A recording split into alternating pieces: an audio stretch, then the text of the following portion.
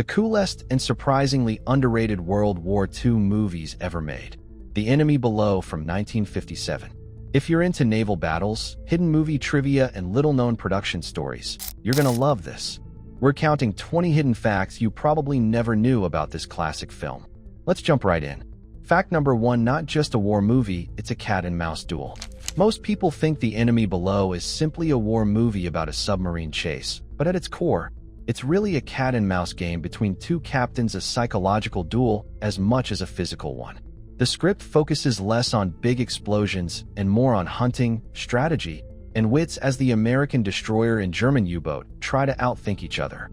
This tension-filled duel plays out over hours on the open sea, with each commander predicting the other's moves. It almost feels like a game of chess with lethal stakes.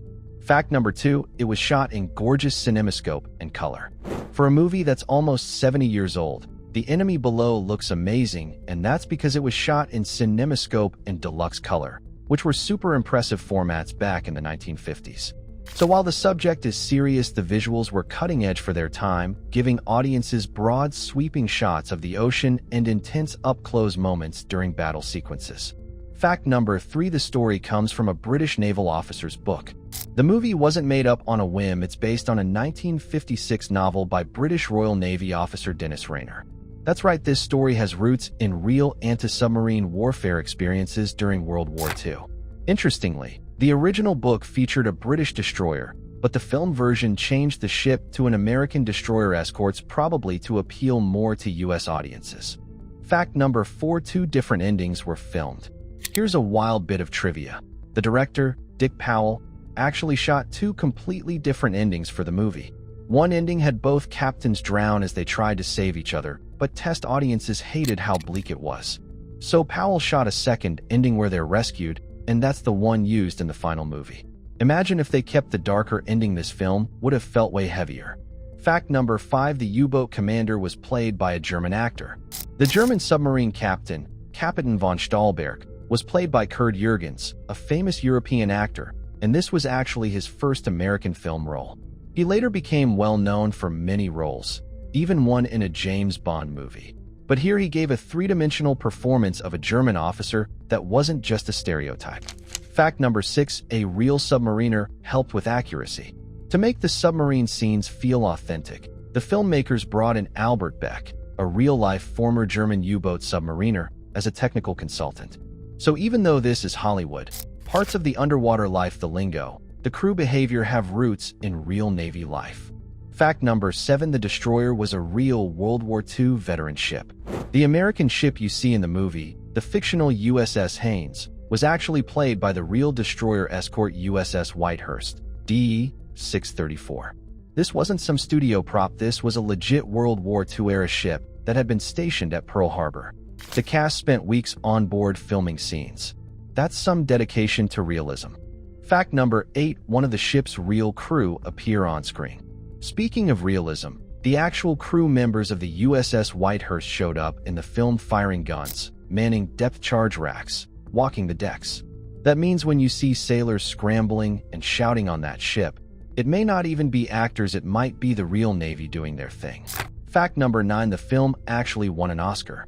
Despite its modest budget and relatively quiet box office run, The Enemy Below did win an Academy Award for Best Special Effects at the 1958 Oscars.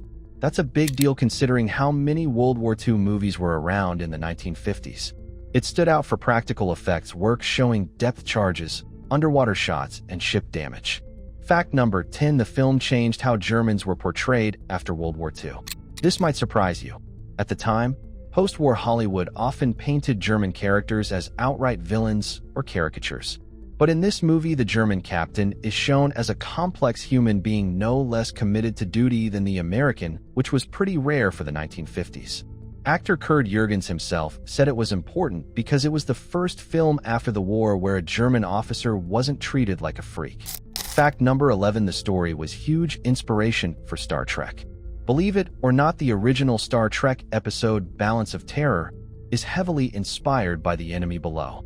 In that episode, the USS Enterprise hunts a cloaked Romulan ship, and the dynamic between the captains mirrors this movie almost beat for beat. Fact number 12, another TV series borrowed footage. It doesn't stop with Star Trek. The show Voyage to the Bottom of the Sea reused significant footage from the enemy below, especially in an episode called Killers of the Deep. And that episode starred none other than David Hedison, who played the destroyer's executive officer in the film. Fact number 13, Daryl F. Zanuck makes a cameo. You may miss this one. Daryl F. Zanuck, the legendary head of 20th Century Fox, makes a blink and you miss it cameo as the chief petty officer during a briefing scene.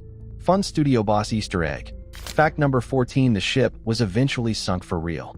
The USS Whitehurst didn't just vanish, it was sunk as a target for a torpedo test in 1971.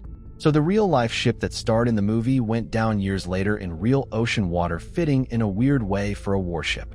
Fact number 15, the U-boat on screen is way more spacious than reality. The submarine you see looks almost roomy and clean, but real World War II U-boats were tight, cramped, dingy spaces with dirt everywhere. Hollywood made it more watchable, but less accurate. Fact number 16, the German song has a backstory. There's a scene where the U-boat crew sings together between attacks, and that song isn't random. It's from an 18th century German march called Der Dessauer Marsch, often identified by the opening line, "So leben wir, that's how we live." Little touches like that added authenticity. Fact number 17, a black sailor scene hints at integration issues. Though not widely discussed, the background presence of a black sailor subtly reflects the state of military integration during World War II and the way Hollywood slowly began depicting more diverse crews in the 1950s. It's a tiny thing, but worth mentioning because it shows how films sometimes reflect social issues. Fact number 18, the screenplay was changed big time from the book. In the original novel, the ship was British and the ending was much darker, including a fistfight between the captains in a lifeboat. But Hollywood switched it to an American ship, probably to make audiences connect more emotionally with the protagonists. Fact number 19, the rescue was filmed off California, not South Atlantic. Even though the movie is set in the South Atlantic Ocean, the final rescue scene was shot off the coast of Long Beach, California, and on the destroyer USS Alfred E. Cunningham, DD 752. Movie magic at its finest. Fact number 20, it helped shape future submarine films. Finally, the enemy below influenced later submarine movies by showing there's drama and humanity in these underwater battles, not just action sequences. You can trace a line from this movie through the modern classic Das Boot and even into Hollywood films that respect both sides as individuals. And that's our 20 hidden facts about the enemy below, 1957. If you learned something new, drop a like, smash that subscribe button, and comment below with your favorite fact. Thanks for watching, and until next time, stay curious and keep exploring classic cinema.